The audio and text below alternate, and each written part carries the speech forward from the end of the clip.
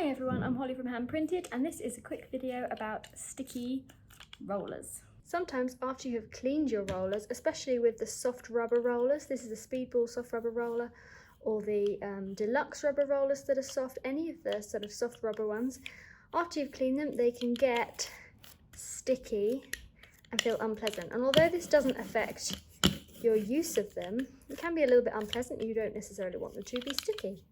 So what we like to do is just use a little bit of baby powder, just put a tiny bit out on a plate, roll that roller through it. You don't want too much, just a nice light coating.